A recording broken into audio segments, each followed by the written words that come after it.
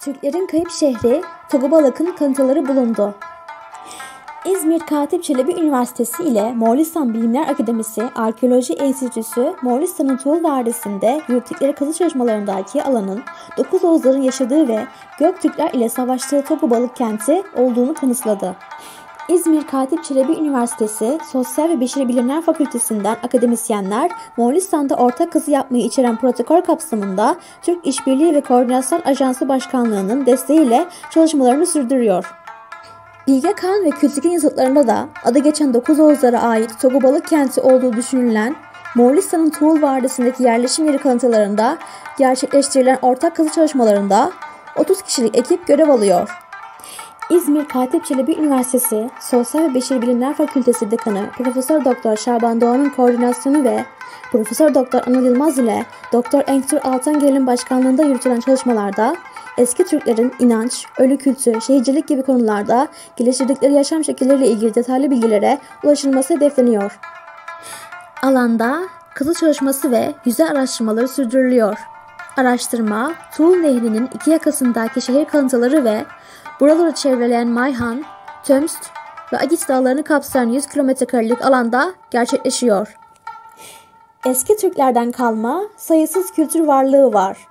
Kazı projesinin sorumlusu Profesör Doktor Şaban Doğan, pek çok Türk devlet ve topluluğuna ev sahipliği yapan, Türkler için kutsal kabul edilen ötekinin de bulunduğu Moğolistan topraklarında eski Türklerden kalma şehir harabeleri, anıt mezar kompleksleri, kurganlar ve petroglifler başta olmak üzere sayısız kültür varlığı bulunduğunu belirtti.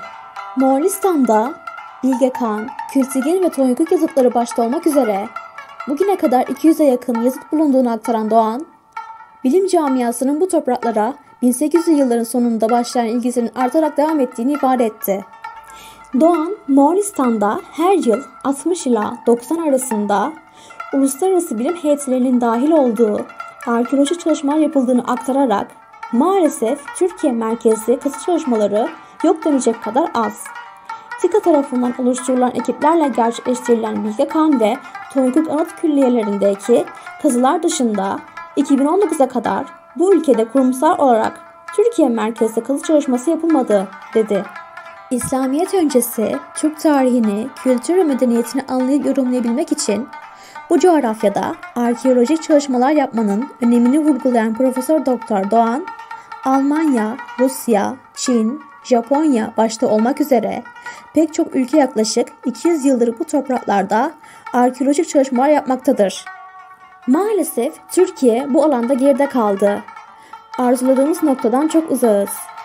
Türkiye'nin tek Türk İslam Arkeolojisi bölümünü bünyesinde bulunduran üniversitemiz 2018 yılında rektörümüzün öncülüğünde bu coğrafyada arkeolojik çalışma yapmak için girişimlerde bulunmuş, o yıldan günümüze kadar Moğolistan'da önemli çalışmalar yapmıştır, diye konuştu. Togobalık olduğunu ispat edecek buluntulara ulaştık. Hedeflerinin Bilge Kağan ve Kültigin yazıtlarında adı geçen, bugüne kadar yeri tespit edilemeyen Togobalık'ı gün yüzüne çıkarmak olduğunu söyleyen Doğan şunları kaydetti. Tarihi kaynaklarda adı geçen ancak neresi olduğu bugüne kadar tam olarak tespit edilemeyen Togobalık, bilinen Uygur şehirlerinden çok daha eski. Bu şehrin gün yüzüne çıkarılıp kazılması Uygurların yerleşik yaşamına dair bulgularımızı en az 100 yıl geriye götürecek. Çalıştığımız alanla ilgili uzun zaman yüzey araştırmaları ve literatür taraması yaptık. Bazı çalışmalarda bölgede Uygur dönemiyle ilişkilendirilebilecek buluntulardan bahsedilmiş ancak detaylandırılamamıştı. Biz bu bölgenin Togobalık olduğunu ispat edecek buluntulara ulaşmayı başardık. Kazı çalışması yaptığımız bir bina kalıntısında binaya ait olduğu kesinleşen Uygur seramiklerine ulaştık. Ekibimizdeki Türk ve Moğol arkeologlar bu konuda hemfikir. Biz artık net olarak burası 9 Oğuzların Togobalık şehri diyebiliyoruz. Bize göre çok önemli bir keşif. Bu, Türklerin yerleşik hayata geçişine dair yeni bilgilere ulaşmasını sağlayacak.